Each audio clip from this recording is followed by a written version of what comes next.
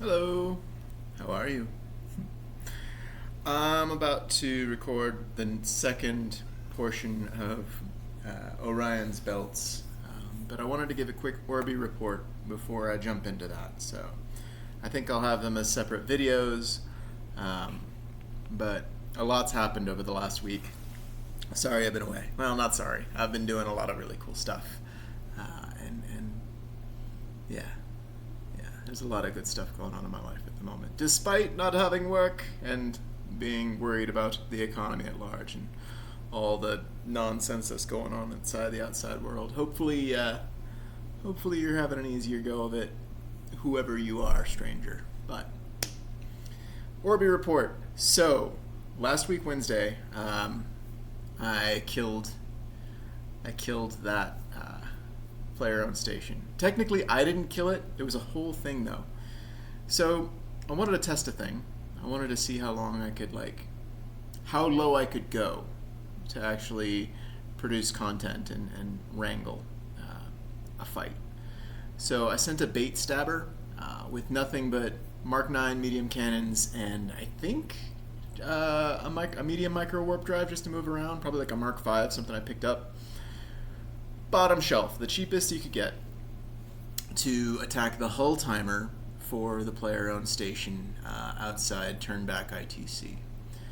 And it was slow. I'm talking like 3-4 hours of just grinding away, mining salt, tickling the station, hoping that someone from GGVP, I think it was GGVP, I don't remember what the corp was, whatever corp that station was associated with, hoping that they would send a fight.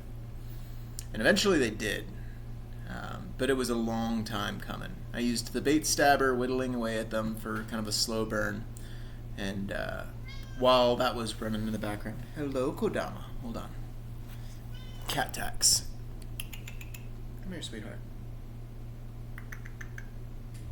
No? You're just going to scream? Okay. Well, she'll come when she wants to come, because the cuddler, never the cuddly. That's the call. Anyway, where was I? Bait stabber.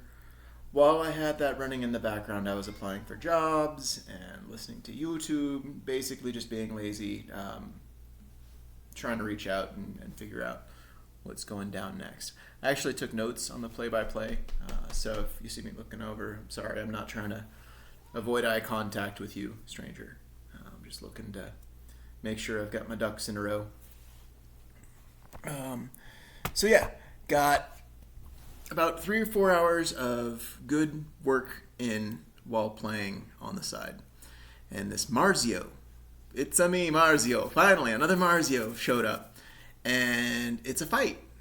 It's not an actual fight, because the stabber ain't gonna stand up to that. But they came to defend their station, which was long overdue. It really is just a test of boredom, and I don't know if it's a test of free time because I'm doing other stuff with this in the background, but I saw the Marzio land, and I managed to jump the stabber off and away. And I started doing flyby tactics. So I would jump to a planet in the system, jump back to the bookmark that I had at the appropriate range for the actual shot, and I would lock onto the station because it's as big as a barn. Signals, it's not like targeting a frigate or something small. The signal strength on that is really easy to catch.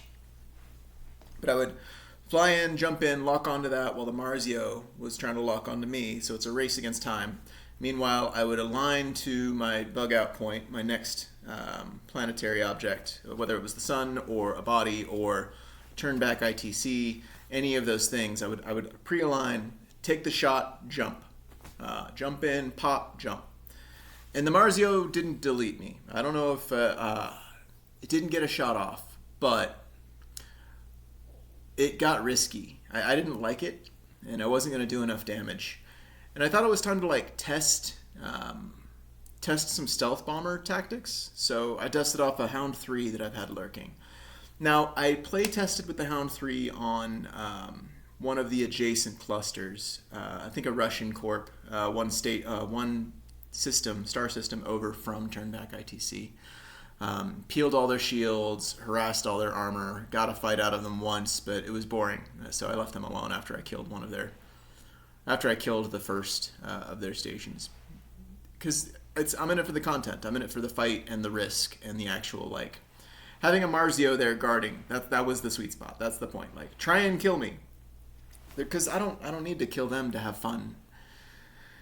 Anyway, so the Hound 3, I plopped down at the...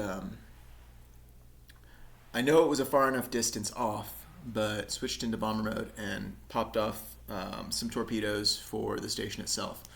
I don't know. I don't remember if bomber mode makes the signal brighter, makes it easier to lock on, but the Marzio actually got a piece of the Hound 3, popped it down into a half of its hull.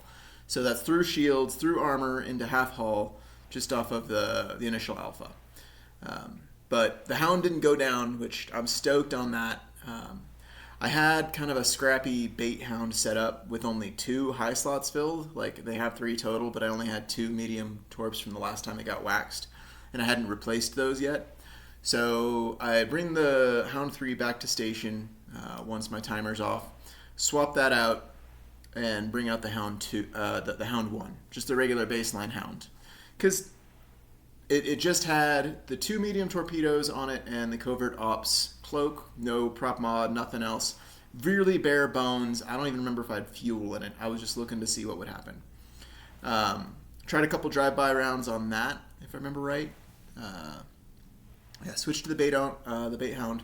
No, I didn't even get a shot off with the Hound 1 before the Marzio killed its own station. That guy didn't want to play. Didn't have the time to hang around and defend, so they ended up tearing it down. A self-own, like a self-goal. Because there's really no way, like, for a small ship, there's nothing they can do without a bodyguard in place. And bodyguards are not useful against big ships, which is what everybody's worried about. Everybody thinks about, like, big, expensive toys, not understanding that, like, that's an overinvestment.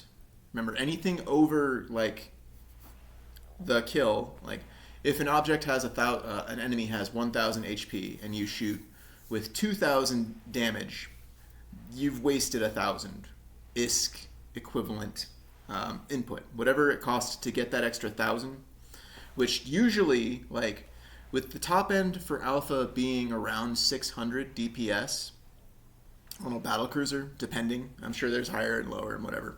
I'm sure there's ways to get it higher, cheaper. Don't care. Let's say around 500,000. Anything above that, like anything beyond that, is not worth the time. It's time spent grinding, not playing. So, like, having the Stabber posted up, pop in the station. I didn't get the kill mail. I don't need the kill mail because the station dropped 200 million ISK worth of fuel. So, at the cost of 0 losses, 0 ships lost, 0 ammo, 0 fuel spent, I didn't even get the chance to use the cloak on the Hound 3 before it got damaged. Okay, so maybe not the cost of 0. Not 0 ISK because there was the repair costs for the Hound 3. Fair enough, fine. So for like what, 2,000, anywhere from 2,000 to 100,000 ISK invested, I managed to steal 200 million in liquid oxygen. So yeah. Oh, grabbing that 200 million though was a fight in its own right? The Marzio was posted up, but they didn't want to stick around, and they knew I was just going to like fly in with small ships, grab the stuff, and then fly out. No chance of them actually locking on and popping it. Whatever I brought. After they killed their own station, I swapped to a Cryos, jumped back to Turnback ITC, grabbed a Cryos, which was the wrong ship for the job, but I was kind of in a panic, and I figured I just need cargo. I just need cargo space.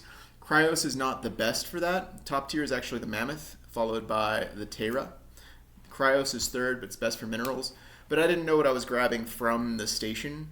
I was hoping to grab station parts, because those are single, big, chunky ISK investments. Fuel turns out was a lot better, a lot easier to flip, because it's a smaller mass object with more of those objects. So no casualties on either side. I got my objective. I killed the station. and I stole, a lot out of it. Um, the enemy, I don't know if they really got their objective, because like they lost the thing. They showed up to defend.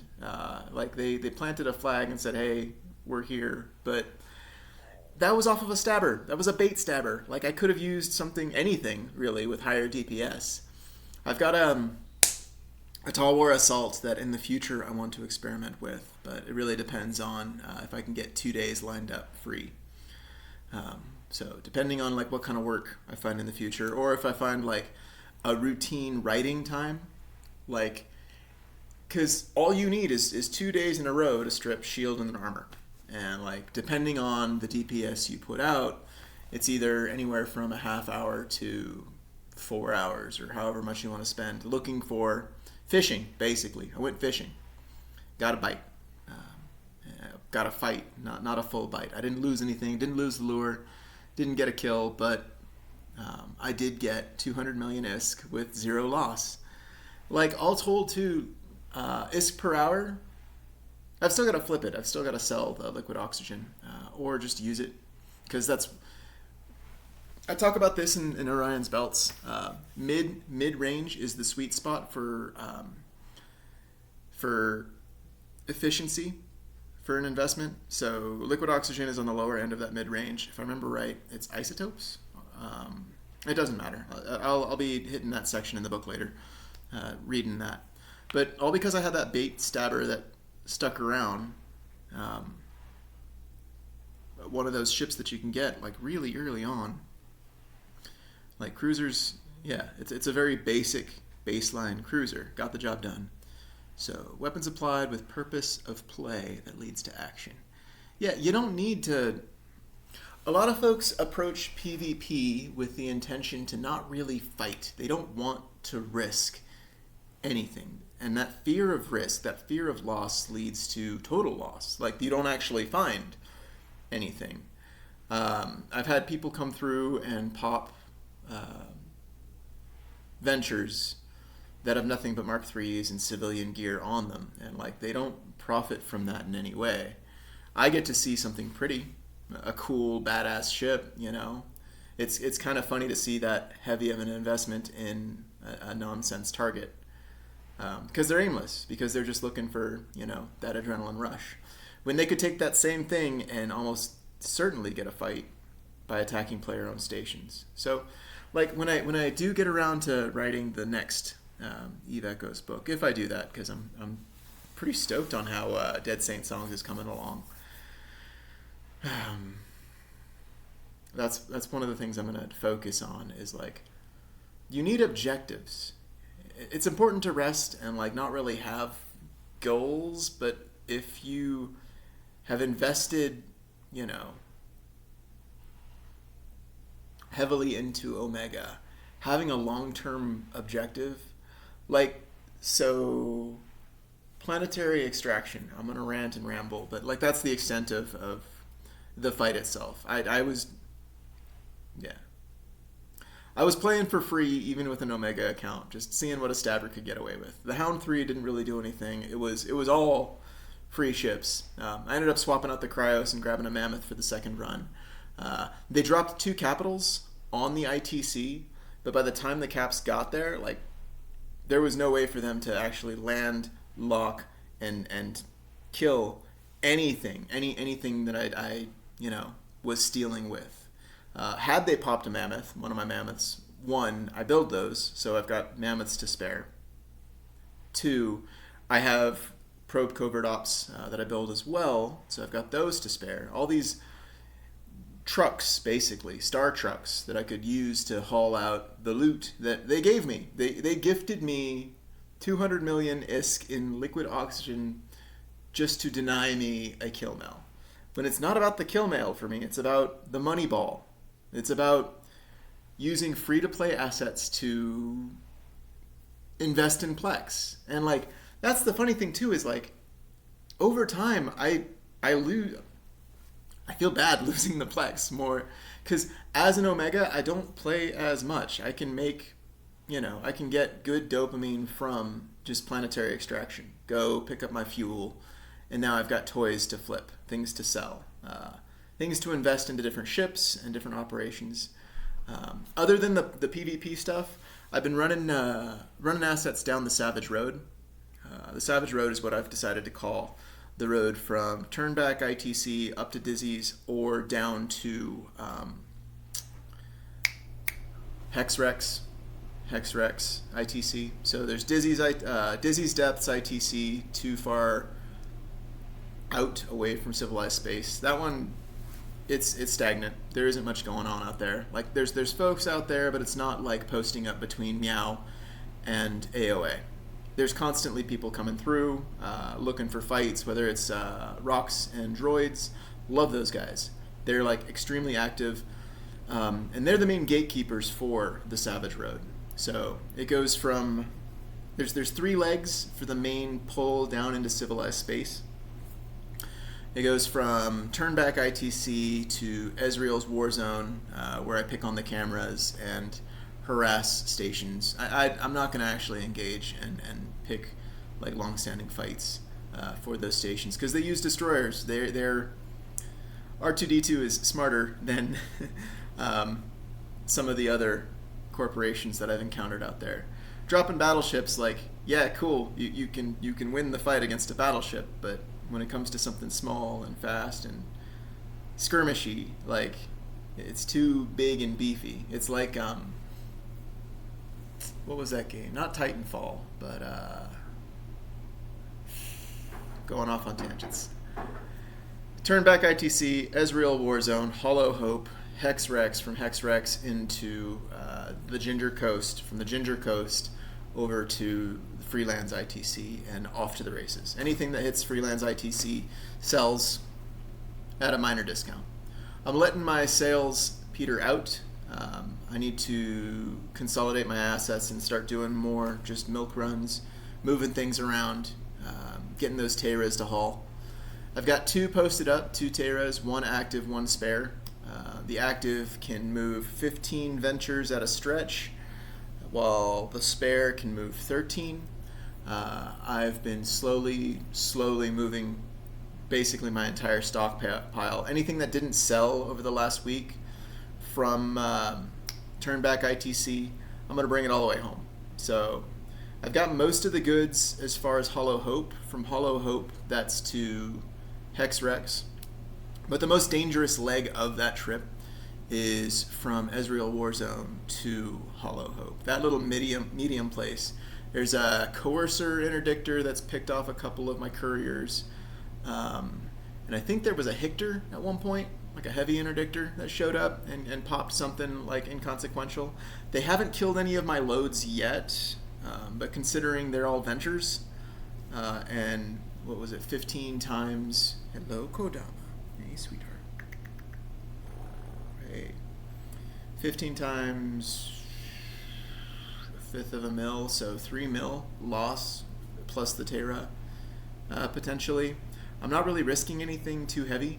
That's the beauty of playing like with free-to-play ships.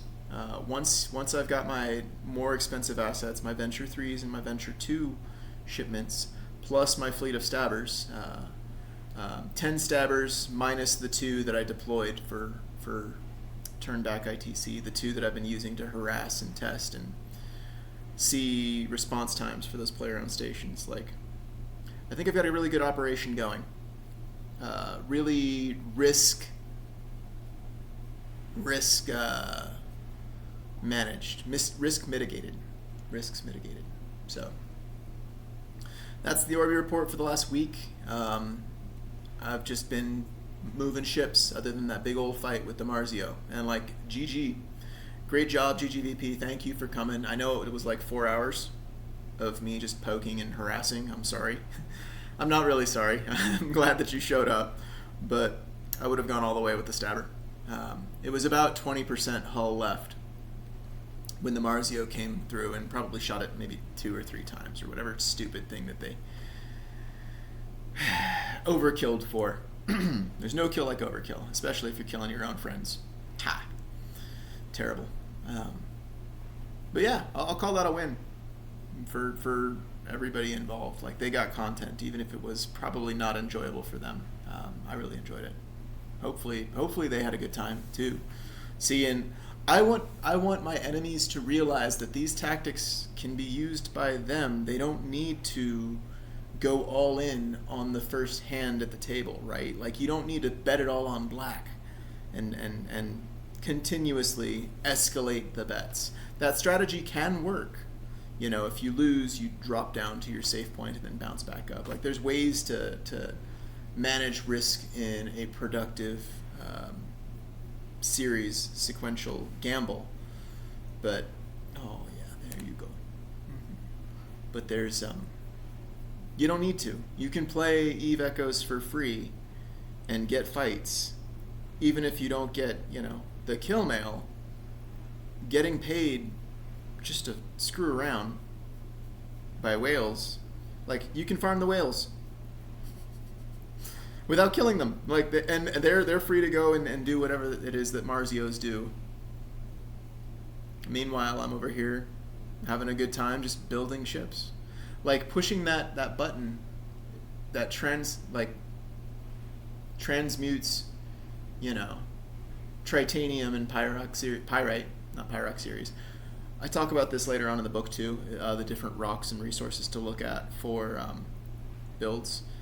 But, like, I've been using strip miners and HiSec and just building up a nest egg for once I'm done. I've been investing in For Freedom, primarily since I'm in mini space. Those Tech 7 mission, you know, sheets, because those are worth about 25 mil once complete, and battle cruisers can run them relatively safely. Like, I'm spending my time as an Omega building up for play with it as an alpha, because there's no obligation to play as an alpha. You're completely free, which makes it a lot easier to play. Ironically enough, like, the more expensive the toys I have at my disposal, the less I play. Like, I check in and grab my planetary resources, because I've got that. I've focused fire on fuel to build up for compression once I'm in the alphas, the alpha life. So I'm thinking that's kind of like how I will view the Omega life, the Omega book, right? Because, like, building up as an alpha, investing in Plex and flipping that, selling it when it's high and buying it when it's low, that's a fun little mini game in its own right. Like, that's not without the obligation to maintain access to effective but ISK inefficient ships. There's a lot more game out there. If you play with ISK efficient ships only and get used to the higher turnaround rate, the higher need for engagement, and just go slow, you go a lot faster. Like, there's a lot more action when the losses don't hurt nearly as much. Because, like, I lost a Venture 3 over the weekend. I was farming, what was it? Hemorphite outside Turnback ITC. And I had it rigged with Mark 1 rigs, the cheapest, bottom of the barrel. Mark 3 miners, civilian, you know. Nothing crazy. I wasn't using it to dive condensed space, even though that's, like, the best use of time. I just wanted a real quick, like, I'm going to write for a bit. I'm going to have this in the background while I write, so I've got, like, the double production and the distraction if I ever need to, like, zone out for a bit and just watch pretty graphics for a sec. And I think it was a Condor 2, something super expensive, not expensive, but, like, a frigate came through and popped it, and I was like, oh, yeah, okay. Thankfully, I caught it soon enough and was tackled fast enough that I could jettison the rocks and autopilot, so that as soon as my ship was popped, the pod would get out before he could lock on and grab it. Ideally, I got lucky there. Because if he'd killed it, it would have sent me all the way to Demon Head out at Serpentis Prime. Rag and Bone Manor is nice, but it's not, you know, the main operation at the moment. But I came back, picked up the rocks, no loss. No worse for the wear. I think it cost maybe 5 IP insurance points. I've got like 19,000 saved up. and you get 100 every week or two. Just doing the Concord supplies or the Concord missions. It's really easy to play for free and like make an impact on the market. Moving 100 or so venture ones, 40 or so venture twos, and I think 20 venture threes. But I think that's down to like, I think I've got those numbers wrong. I'm pretty sure those are the numbers I said last time I gave an ORBI report. It's really more like 10 venture threes, 5 of which have been deployed to other places. So down to 5 venture threes, 20 venture twos for sure. But I think I reduced that to 15 deploying them. And then 100 ventures, base ventures. Like moving those along, plus the 8 stabbers, plus I think 2 builds of Thrasher 2s, and I want to say 10 Tall Wars. I love the Tall War. I don't like selling the Tall War. It's super fun. It's super, like, yeah. Selling those basic ships at a discount, undercutting corporate rates on the open market is a lot of fun because you get a lot of, like, real fast, easy wins. Because people only really, register how much it would cost them to make or how much the materials cost. They're so afraid of loss that they don't actually act. When you think of those discounts as a kind of tax to move the goods, you can get the flow of action moving a lot faster. Like it's slow to start, but selling resources for seed money to transmute other resources into more serious money and snowballing that forward. That's the way to play as an alpha. Anyway, this has gone way too long, this ORBI report, so I'm going to jump to reading Orion's Belts, pick up where I left off, give that about an hour, and then me and the girlfriend are hopefully going to go to the library and maybe thrift shop a bit. Thanks for chilling. I hope you have a good day, and I'll talk to you, whoever you are, in this parasocial relationship. I won't be talking to you. I'll be talking at you. I'll talk at you next ORBI report.